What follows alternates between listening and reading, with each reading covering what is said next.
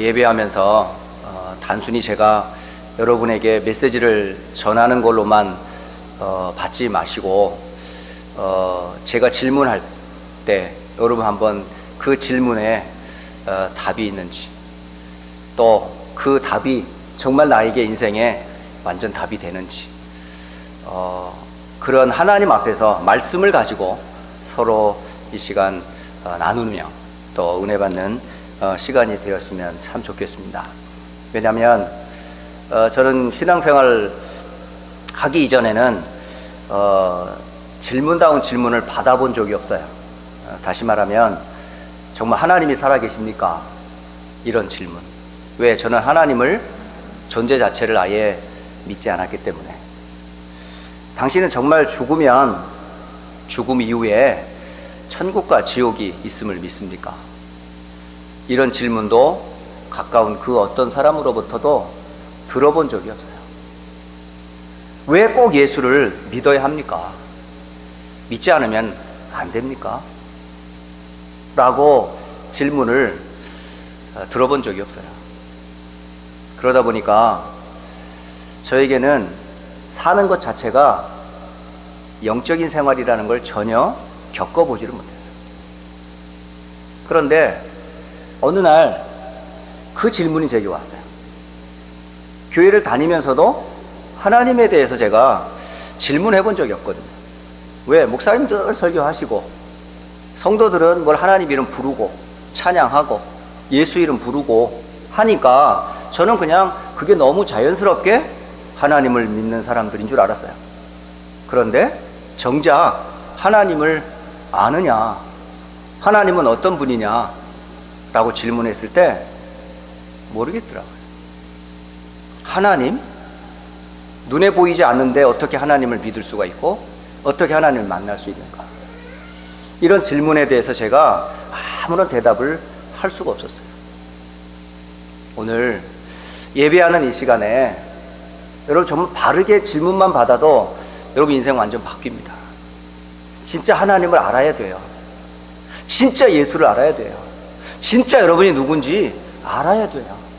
이거 모르고 그냥 교회 다니고 이거 모르고 그냥 남들처럼 교회 다니다가 어느 날 인생에 중대한 문제를 당하게 와요. 그게 오늘 망할 수밖에 없는 틀린 길을 가고 있음에도 결국은 바르게 가는 줄 알다가 필경은 사망의 절벽 밑으로 떨어질 수 있다. 제가 몇 가지 질문을 드리겠습니다, 여러분. 성경을 근거로 해서 질문을 드립니다. 첫째, 여러분 성경에 보면 제일 첫 성경이 창세기라는 성경이 나와요. 누구나 다 알죠? 창세기 1장을 쫙 읽다 보면 하나님께서 하늘을 지으시고 땅을 지으시고 바다와 모든 만물을 지으신 후에 지은 첫 사람이 누구냐면 아담이라는 사람이에요. 잘 아시잖아요? 이 아담이라는 사람이 홀로 있는 것을 하나님이 기뻐하지 아니하시고 돕는 배필로서 그의 아내 하와 곧 이브를 지어주셨어요. 그리고 그 가정에 하나님께서 주신 약속이 하나가 있었어요. 동산에 있는 모든 나무의 열매는 네가 다 임으로 자유롭게 먹을 수 있어. 단 한 가지, 선과 악을 알게 하는 나무의 열매는 절대로 먹지 마라. 먹으면 반드시 죽을 거야. 반드시 죽어.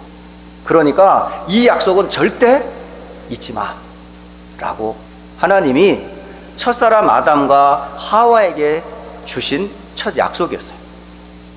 그런데 왜 하나님이 지은 이 아담과 하와가 절대로 먹지 말라 한 이 약속의 선과 악을 알게 한 나무의 열매를 따먹었을까요? 왜 따먹었을까요? 배가 고파서? 하나님이 만드신 에덴 동산에는 동서남북으로 풍요로운 강물과 모든 만물들이 너무 풍요로웠어요. 눈만 뜨면 먹을 것, 눈만 뜨면 배고픔을 자체가 아예 없었어요. 그런데 왜 아담과 하와는 하나님이 절대 먹지 말라고 한 이 선과 악을 알게 하는 나무 열매를 따먹게 되었을까요?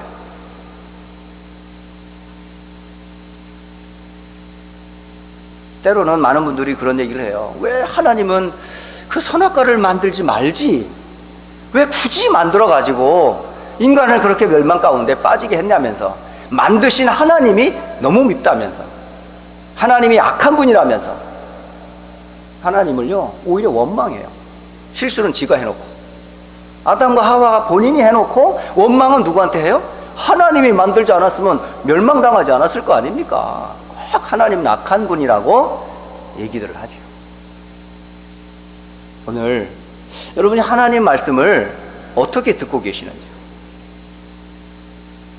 하나님의 말씀, 선과 악을 알게 하는 나무의 열매는 절대 먹지 말라 했으면 아담과 하와는 그거를 생명보다 더 귀중하게 여겨야 당연한 거 아닙니까? 왜 따먹었을까요? 이유는 하나입니다. 하나님의 약속이 각인되고 뿌리 내리고 체질화되지 않았기 때문에 그래요. 대충 들었기 때문에 그래요. 대충 들어버리면 각인하고 뿌리 내리고 체질화되지 않아버리는 말씀은 어떻게 되면 건들면 넘어가게 돼 있어요. 이 말씀에 대해서 확실하지 않으면, 하나님의 약속의 말씀에 대해서 분명한 내 생명의 약속이 되지 않으면 어떻게 되는지 아세요? 건드려요. 누가요? 그 말씀을 이용해서. 마귀가 말씀을 이용한다니까요.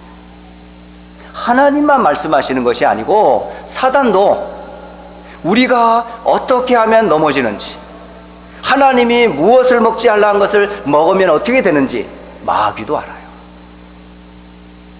근데 여러분이 그 말씀을 하나님의 말씀으로 완전히 생명처럼 붙잡아야 함에도 불구하고 그 말씀을 귀뚱으로 들어버리는 거예요.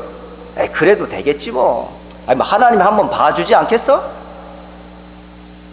여러분, 하나님 말씀은 들어도 되고 안 들어도 되고 붙잡아도 되고 안 붙잡아도 되고 그런 게 아닙니다. 붙잡으면 살고 놓치면 죽어요. 언약을 놓치면 죽는 겁니다.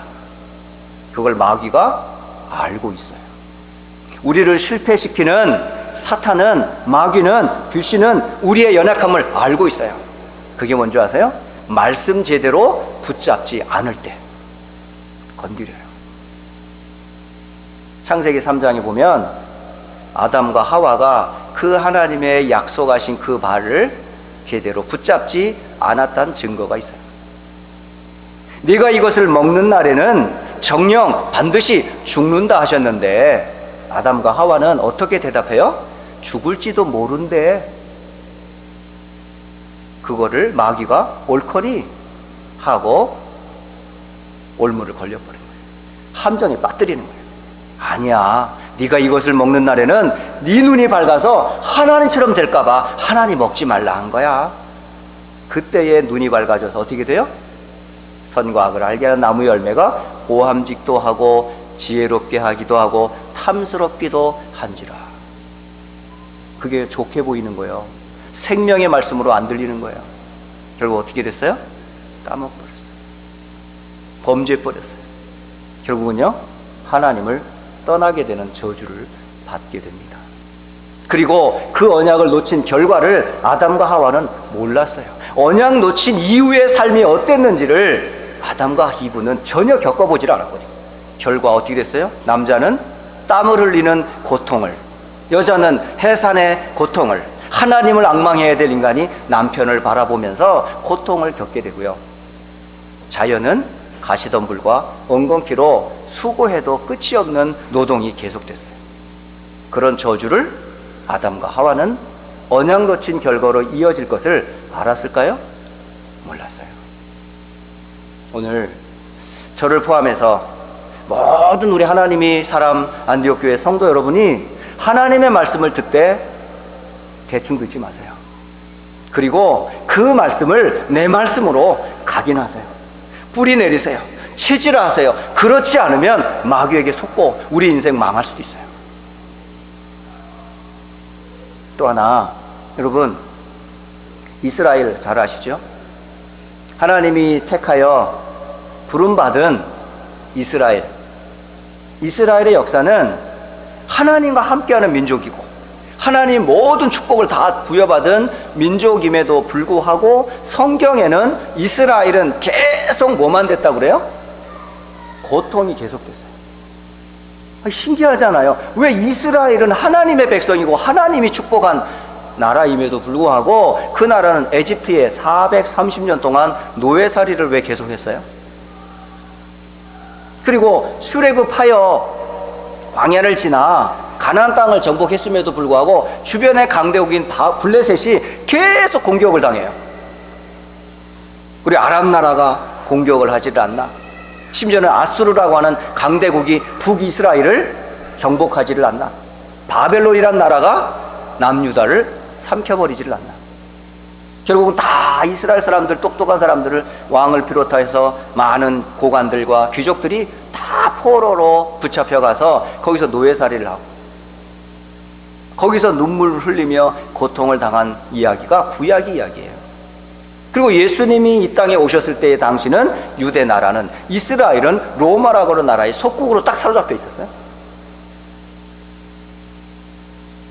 그리고 예수님을 십자가에 못 박은 이후로 모든 이스라엘 사람들은 전 세계에 유리방황하는 디아스포라, 흩어진 자로 다 흩어졌어요. 국가가 1948년 이스라엘이라는 나라가 세워지기 전까지 이스라엘은 나라가 없이 유리방황했어요. 왜 이런 고난을 하나님의 백성이 당했을까요? 오늘 믿는 우리가 하나님의 약속의 말씀을 어떻게 여러분이 받으세요? 그 이스라엘의 이야기잖아. 우리는 한국 사람인데? 아니 우리 미국 사람인데? 아니 우리는 상관없는데? 정말 그럴까요? 하나님의 말씀은 우리에게 교훈이고 거울이고 말세를 사는 본으로 주었는데 이 말씀을 내 말씀으로 안 받고 우리 교회의 말씀으로 안 받고 우리 후손들이 안 붙잡아 버리면 또 어떻게 돼요? 노예되고 포로되고 속국되고 유리방황하고 길을 잃어버리게 된다니까. 왜 그랬을까요? 왜 이런 고통이 이스라엘에게 계속됐을까요? 아담과 하와가 놓쳤던 것과 똑같습니다. 그리스도의 메시아의 언약을 대충 들었기 때문에 그래요. 그리스도의 복음을 놓치고 세상이 좋아 보였어요. 우상이 좋아 보였어요. 눈에 보이는 게 좋았어요. 결국은 뭘 놓쳤어요? 근본적인 약속 오실 메시아 곧 그리스도를 놓친 결과예요. 그것을 흩어진 디아스포라 렘넌트로서 흩어진 그곳에서 알게 하신 거죠. 그게 구약의 역사예요. 신약의 역사예요. 그거를 회복하라. 자, 세 번째 질문합니다. 여러분, 지금 중세교회 알죠? 313년 이후부터 약 1500, 1600년까지 약 1000년 동안 유럽과 전 세계를 장악했던 교회가 있었어요. 그걸 중세교회라고 해요. 교회 역사에서 굉장히 중요한 역사가 있어요. 그게 중세교회사가 있어요. 그 카톨릭이라고 하는 그 교회가, 그리고 이후에 마틴 루터로 인해서, 칼빈으로 인해서 종교개혁했던 많은 개신교회, 교회들이 중세교회가 놓쳤던 것과 개신교회인 현대교회들이 놓치고 있는 것 중에 하나가 있어요. 오늘날 많은 교회들이 두 가지를 말하면 싫어한다고 그래요. 하나는 뭐냐면 축복을 얘기해야지 지옥 얘기하고 저주 얘기하고 막 이런 얘기하면 싫어한다고 그래요. 또 하나, 예수 얘기 그만하라는 거예요. 옛날 2000년에 죽은 예수가 지금 나하고 무슨 상관이 있어? 우리 구원받았고 하나님 자녀고 죽으면 천국 가는데 예수 얘기 하지 말래요. 오직 예수. 모든 종교는 다 같은 시대에 사는데 왜 예수만 말하냐 말이죠. 그러면 왕따 당하고 따돌림 당한다면서. 정말 그렇습니까? 요즘은 WCC라고 해서 모든 종교가 연합하자는 그런 운동들이요, 공공연하게 교회에서 일어나고 있어요. 지금 다른 단체에서 일어나는 게 아니라 교회 안에서 하나님의 말씀도 또 세상의 종교도 다 구원이 있어. 함께 가는 거야. 인류의 평화를 위해서. 듣기는 좋지요? 그 결과로 이 땅에는 계속되는 전쟁과 재앙이 계속되고 있어요. 노예로 포로로 속은 것처럼 죄와 마귀와 지옥의 권세 아래 계속 영육 간의 문제가 계속되고 있다고요, 지금. 이 세 질문의 결론이 뭔지 아세요? 다른 복음 때문이에요.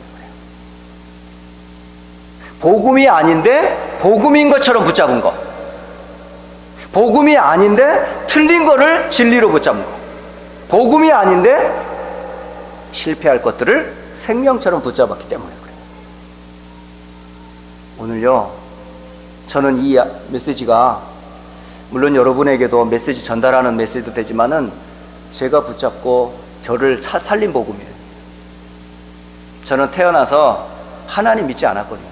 결국 뭐죠? 하나님 없는 나. 그럼 하나님 없는 나는 뭐를 소망해야 돼요? 저는 부모님으로부터 늘 보았던 게 뭐냐면 가난이었어요. 질병이었었어요. 늘 먹는 것 때문에, 입는 것 때문에, 사는 것 때문에 늘 다투는 것만 봤어요. 그러니까 결국은 하나님 없는 나와 하나님 없는 부모, 하나님 없는 사람들만 본 거예요. 원래 인간이 하나님 없이 태어난 게 아닌데 하나님 모르니까 결국 나밖에 모르더라고요. 나, 우리 집, 내 거. 결국 나를 지키는 게 뭐예요? 결국 돈이잖아요. 여러분을 지키는 게 뭐예요? 여러분을 지켜주는 게 뭐예요? 돈 아닌가요? 만몬이라고 하는 돈. 여러분, 돈 없으면 어깨 힘 빠지잖아요. 지갑에 많지 않은 돈 갖고 있으면 왠지 부끄럽지 않아요? 지갑이 없어요. 돈이 없으면 어때요? 불편하게 산다고 뭐라 해요? 근데 사람들은 돈 가지고 행세하고 돈 가지고 사람들을 좌지우지하고 그런다니까. 아닙니다. 사람의 기준은 돈이 아닙니다. 그런데 미국에 살면 그렇게 돼요. 여러분, 미국에서 크레딧 없으면 어떻게 돼요? 차도 제대로 못 삽니다. 아파트도 제대로 못 들어갑니다. 집 살 때 크레딧 체크합니다. 그게 왜 그래요? 돈을 잘 갚았으면 크레딧이 올라가요. 못 갚으면 어떻게 돼요? 크레딧 망가지면 아무것도 못합니다. 또 신분 보장받을 때 뭘 제일 기준 삼죠? 이 사람이 스폰서 할 만한 사람이 돈이 있느냐 없느냐. 미국에 살 때 경제적으로 유익이 되면, 스폰서가 될 사람이 되면 미국에서 보장해줘요. 신분 해결해줘요. 직장 해결해줘요. 진로 보장해줘요. 그게 뭐죠? 다 경제예요. 신용이에요. 그게 우리가 지금 살고 있는 이 사회의 모습이에요. 그러면 결국 경제, 신용, 결국은 이거를 내가 지키는 거라고 하면 뭐 해야 돼요? 당연히 성공해야죠. 돈 많이 벌려면 하이 클래스로 올라가야죠. 그래서 닥터가 되려고 그러고 로여가 되려고 그러고 세상에 뭐나 프로페서가 되려고 그런다니까요. 그러니까 자녀를 그렇게 키워요. 너는 아빠처럼 될래. 엄마처럼 이렇게 영어도 못하고 한국말도 못하고 어중간하게 살래. 너만이라도 좀 성공해야 되지 않겠어? 그래서 열심히 공부해야 되는 거야. 미국에 살려면 공부 열심히 해야 돼. 그래서 좋은 대학 가고 좋은 직장 얻어. 그래서 정말 우리가 미국에 살려면 안정이 되잖아. 결국은 타겟이 하나예요. 성공하면 나도 살고 돈도 벌고 명예도 얻고. 이게 영적 무지로 인해서 온 우리의 틀린 복음, 각인된 우리의 불신앙들.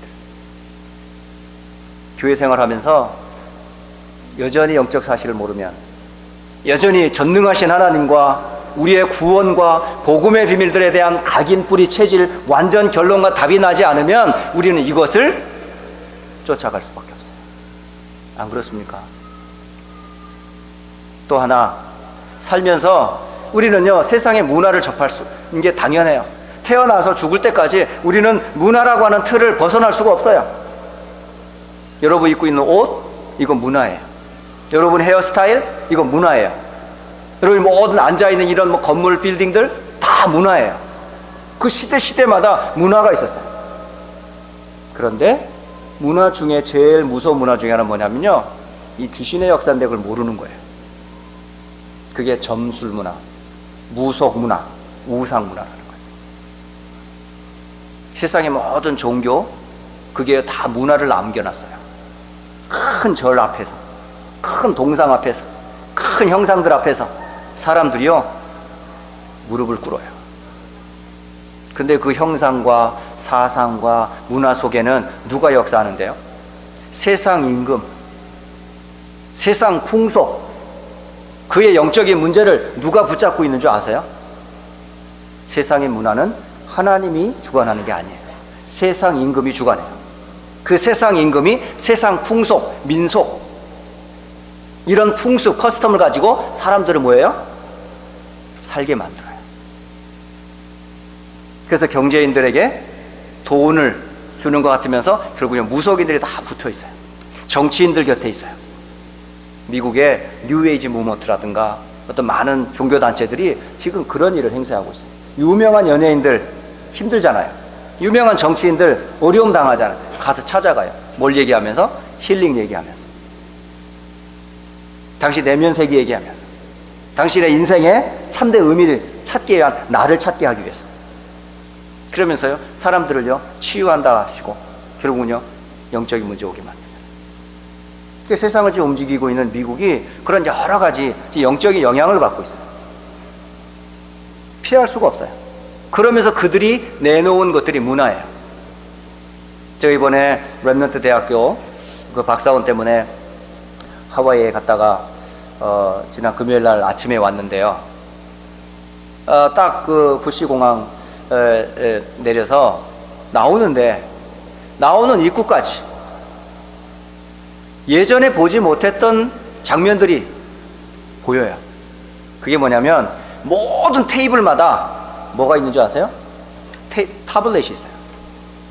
스크린을 터치하면 얼마든지 인포메이션을, 정보, 인터넷을 할 수 있도록 다 타블렛을요 양쪽에 좋은 의자에 타블렛 쫙 깔려 있어요. 심지어 바에서 음료수 마시고 차 마실 때 그 앞에도 이게 있어요. 터치만 하면 스크린이 바뀌고 내가 필요한 정보를 얻을 수 있도록. 그러면 뭐가 돼요? 세상의 다른 것들의 문화 속에 살아가고 있는 거예요. 지금 우리가 인터넷 문화 좋은 거예요. 그런데 그 문화 속에서 우리는 무차별적으로 필터링하지 않고 그냥 받아요. 세상 지식을 필요한 거 있으면 터치해서 설치하잖아요. 너무 쉽게 배워요. 너무 쉽게 얻어요. 그러니까 뭐가 안 돼요? 손가락이 일을 다 해요. 머리가 일을 안 해요. 요즘요 손가락이 일을 많이 합니다. 어느 날 보니 손가락이 아파. 그렇지 않습니까 여러분?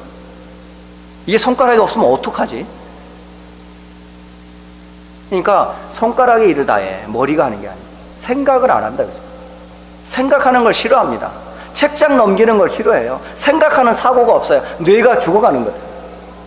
그렇게 사람들 지금요 세상에 눈에 보이는 문화로 영적인 사실들의 감각을 둔화시키는 그런 문화가 쫙 깔려 있어요. 우리는 들어야 되고 보아야 되고 말해야 되고 생각해야 되고 결국은 하나님과 영적인 교제를 해야 될 존재가 눈에 보이는 것만 육신적인 걸 자꾸 빠져버리는 거예요. 그러니까요 여러분 기도 안 하면 세상 문화 속에 빠져갑니다. 예배 안 드리면 여러분 세상 문화 속에 빠져들어가게 됩니다. 요새는 TV에서 인터넷에서 얼마든지 메시지 들을 수 있잖아요. 굳이 이렇게 어렵게 여기까지 차 운전해가지고 가스값 들여서 굳이 밀리까지 나올 필요 없거든요 사실. 왜? 다 돼 있으니까. 근데요 집에서 스크린 보고 예배할 수 있어요. 터치 스크린 해서 여러분이 필요한 정보 얻을 수 있어요. 그런데 그 문화를 통해 무차별로 지금 우리의 영혼과 마음과 생각을 병들게 하는 것들이 좋은 것만 있는 게 아니고 나쁜 게 더 많이 나요. 우리 후대들이 그런 문화 속에 자라가고 있어요. 결국은 어떻게 돼요? 하나님을 모르니까 다른 주인을 섬기고 있는지도 모르고 살아가요. 하나님의 인도받아야 될 사람이 세상 풍속과 세상의 문화를 쫓아 가고 있어요. 더 나아가 정말 하나님께 집중할 시간이 없으니까 뭐에 집중해요? 세상 것에 집중하는 거예요. 마음과 생각을 다 빼앗겨 버려요. 수고한 게 다 헛수고가 돼버리는 거예요. 그리고 우리 육신은 어느 날 병이 오잖아요. 근데 사람들은 병만 나으면 되는 줄 알아요. 마음의 병, 영적인 병은 어떡하려고요? 몸만 나으면 난 건가요, 진짜? 마음은 여전히 힘든데? 내 영은 이미 죽어 있는데? 근본적인 치유는 안 되고 마음의 치유, 육신의 치유 여기밖에 몰라요. 근본적인 하나님을 만나는 구원이 없어요. 우리 한번 왔다가 한번 갑니다. 여기에 서 있는 저로부터 모든 여러분 태어난 순간 뭐가 정해져 있어요? 한번 죽는 것은 사람에게 정하신 것이고 그 후에는 반드시 뭐가 있어요? 심판이 있어요. 심판의 결과 결국은요 하나님 모르는 자는 하나님 없다 하는 곳으로 갈 것이고 하나님 믿는 자로 하여금 그리스도 예수를 믿는 자는 하나님 자녀니 하나님 나라로 가게 될 텐데 그 죽음을 누가 피할 수 있냔 말이에요. 아무도 피할 수 없습니다. 돈으로 막을 수 있는 것도 아니고 지혜 지식으로 막을 수 있는 게 아니에요. 딱 하나밖에 없어요. 지옥과 저주에서 우리를 해방하는 길을 찾으셔야 돼요. 이거를 부모님들이 가르쳐주지 않으면 우리 후대들이 틀린 미래로 걸어갑니다. 부모님들이 제대로 하나님을 못 만나면 그리스도의 비밀을 모르면 멸망을 받을 수밖에 없다니까요. 그래서 다른 복음은 없습니다.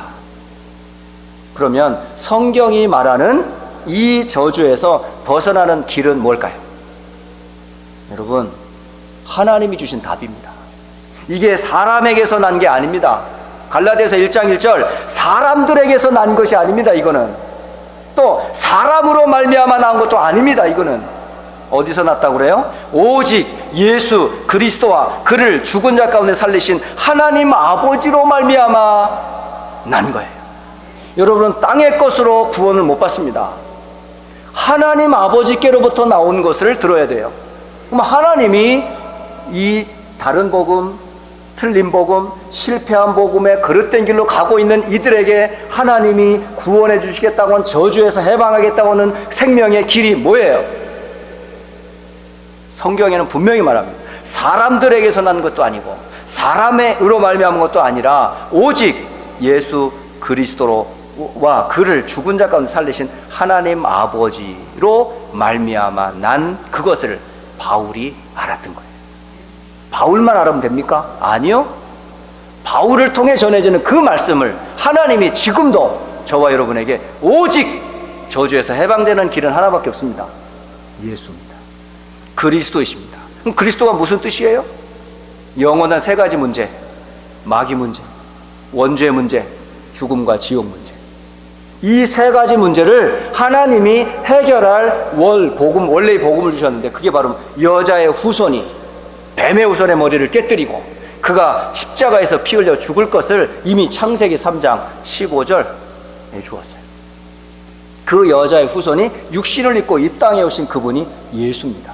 그 예수님을 우리는 뭐라고 부릅니까? 그리스도라 부릅니다. 결국은 예수님은 구원의 답입니다. 다른 답이 없습니다. 이 복음을 바울이 알았어요. 이 복음을 갈라디아 교회가 들었어요. 그런데 이 언약을 각인하고 뿌리내리고 체질화하지 못한 결과 갈라디아 교인들은 흔들렸어요. 7절에 보면 다른 복음은 없나니 다만 어떤 사람들이 너희를 교란하여 라고 있어요. 너희를 교란하여 그리스도의 복음을 변하게 하려 하며 그리스도로 죄 사탄 지옥에서 구원받을 하나님의 유일한 답을 주었는데 7절에는 어떤 사람들이 교란했다고 그래요. 뭔 얘기예요? 야, 구원은 믿음으로 받는 게 아니야. 믿음도 좋지만 거기에 따라 행실도 받아야지 해서 따라온 게 율법과 그에 따른 행동이 겹쳐져야 구원이 되는 거야. 믿는다 그러면서 막 행동하면 되겠냐? 행동을 똑바로 해야지. 말씀을 지켜야지. 그래야 불신자한테도 덕이 되지 않겠어? 구원은 믿음으로 받는 게 아니야. 행함으로도 받아. 그러니까 행함과 믿음이 같이 믹스가 돼야 돼. 얼마나 논리적입니까? 믿음으로 사는 사람하고 율법 반듯하게 살고 있는 불신자를 볼 때 여러분 어떤 사람이 더 모범적인 사람으로 보여요? 우리 애들한테 그렇게 가르치잖아요. 믿음으로 말하지 않고 똑바로 해! 이거 제대로 해야 되잖아. 랩런트인데 말이지. 랩런트는 이렇게 해야 되는 거야. 뭘 얘기해요? 복음의 깊은 은혜 속에서 들어가지 않게 하고 행동을 교정시키려고 하잖아요. 구원은 믿음으로 받는다 하지만 삶을 강조하면서 자꾸 우리 랩런트들과 성도들이 율법주의에 빠지게 만들어요. 아니요. 혹 여러분이 실수해도 괜찮습니다. 혹 여러분이 모자라서 다른 사람한테 혹시 피해 줄 수 있습니다. 제가 피해를 주라는 말이 아니에요. 행동이 구원의 기준이 아니라는 것을 제가 설명하는 겁니다. 예. 아주 이 비유는 굉장히 여러분에게 충격일지도 몰라요. 그리스도를 믿지 않는 수녀와 그리스도를 믿는 창녀와 어떤 사람이 복된 사람입니까, 여러분? 어마어마한 얘기입니다, 이게. 우리는 겉으로는 완벽한 사람인 것처럼 말하지만 생명 그리스도를 안 믿어요. 근데 사람들은 뭘 부러워합니까? 외형적으로 반듯한 사람 좋아. 반대로 행실이 엉망진창이야. 그런데 예수를 믿는데 여러분 우리는 뭘 평가해요? 우리는 창녀를 창녀로 보죠. 그런데 성경은 윤리 도덕책이 아닙니다. 우리 행동을 교정해주는 그런 책이 아니라고요. 성경은 유일하게 말하고자 하는 주제가 하나가 있어요. 창녀도 수녀도 구원받으라는 거예요. 절대 인간은 죄 문제, 마귀 문제, 지옥 문제 해결 못해요. 해서 하나님이 주신 유일한 답이 뭐라고요? 그리스도라. 그 답이 오늘 갈라디아서 1장 4절에 다시 한번 설명해요. 1장 4절 한번 읽어보겠습니다. 같이 여러분. 그리스도께서 하나님 곧 우리 아버지의 뜻을 따라 이 악한 세대에서 우리를 건지시려고 우리 죄를 대속하기 위하여 자기 몸을 주셨으니 아멘. 하나님께서 아버지의 뜻은 뭐냐면요, 그리스도를 믿는 거예요. 다른 거를 믿는 게 아니고 하나님의 뜻, 곧 뭐죠? 구원 얻는 거예요. 그러면 구원 얻는 방법이 뭐예요? 율법의 행위나 우리의 육신의 행위가 아니에요. 그리스도를 믿는 믿음이에요. 그리스도는 곧 뭐죠? 사탄의 머리를 깨뜨리고 우리를 사탄에서 건지신 왕. 그리스도는 모든 죄와 저주를 십자가에서 해결하신 참 제사장, 모든 지옥과 저주에서 우리를 건지신 참 구원의 길이 되신 참 선지자. 왕이 되신, 제사장이 되신, 그 선지자 되시는 그리스도가 누구라고요? 예수. 이 사실만 믿기만 한다면 어떻게 된다고요? 구원 얻습니다. 이게 하나님의 답입니다. 여러분 혼란 느끼지 마세요. 구원받는 데는 여러분의 행실이 들어가야 하나님이 잘 봐주는 거 없어요. 하나님이 요구하는 거 하나밖에 없어요.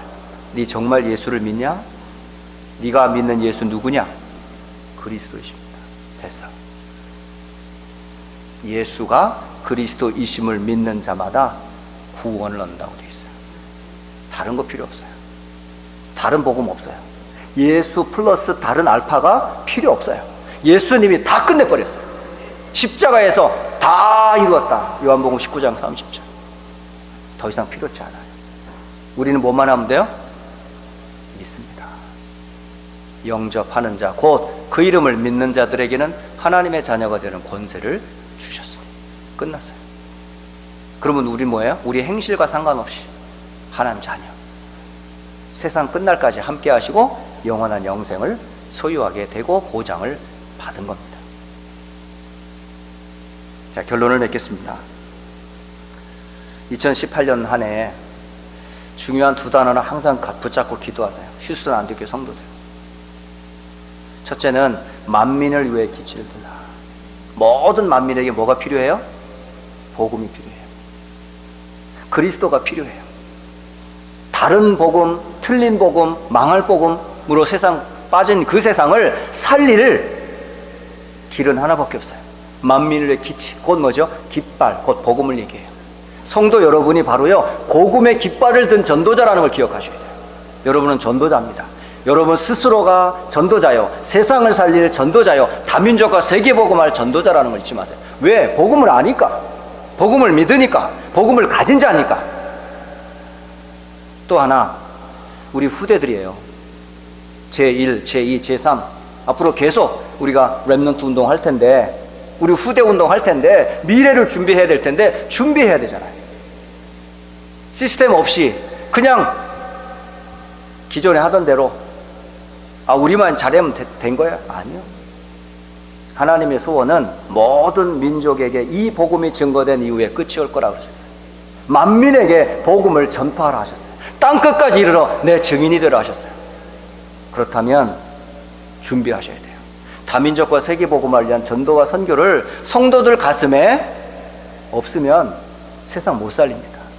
휴스턴 안디옥교는 작지만, 여러분은 능력이 없어 보이지만 여러분과 함께 하신 그분은 창조주요 그리스도요 영원하신 성령이시기 때문에 여러분의 능력과 상관없이 하나님이 일하시고 사용하실 거예요. 저는 휴스턴 안디옥교를 하나님 쓰실 거라 저는 확신합니다. 저는 누가 뭐라든 간에 하나님이 쓰십니다. 여러분을 쓰시고 저를 쓰시고 안디옥교를 쓰시고 렘넌트를 반드시 쓰실 거예요. 이유는 하나거든요. 다른 복음은 없고 오직 저주에서 해방되는 길은 예수 외에는 다른 길이 없음을 알기 때문에. 그래서 여러분 치유받으셔야 돼요. 다른 복음, 틀린 복음, 실패할 복음으로 각인, 뿌리, 체질됐던 거 다 치유받으셔야 돼요. 그래서 새로운 복음, 다시 그리스도라는 복음으로 각인, 뿌리, 체질하셔야 돼요. 다른 방법 없습니다. 그래서 여러분 하루에 한 번 이상 집중하는 시간 꼭 만드세요. 그리스도의 십자가의 복음을 그리는 시간을 꼭 만드세요. 기도할 때도 하시고, 손으로 그리든지 성경을 보든지 말로 외치든지, 여러분 영혼 속에 다른 복음이 아닌 오직 그리스도를 각인, 뿌리, 체질하는 십자가의 복음이 집중하는 시간을 가지세요. 이걸 돕기 위해서 1차 합숙훈련을 하는 거예요. 이 속에서 답을 찾고 메시지를 정리하라고. 중직자 여러분들이 지금까지 교회에 많은 헌신을 하셨어요. 이제 제대로 하나님이 기뻐하는 중직자로서 교회를 살리고 후대를 살릴 발판을 준비하라고 중직자 대학원도 만들었고요. 이제 여러분 이 은혜 속에서 개인 살고 교회 살리고 후대의 발판 세워서 정말 다른 복음은 없고 오직 그리스도만 저와 여러분을 통해서 휴스턴, 다민족, 우리 후대들에게 증거되기를 늘 기도하시고 하나님께 영광 돌리시기를 주 예수 그리스도의 이름으로 축복합니다. 기도하겠습니다. 하나님,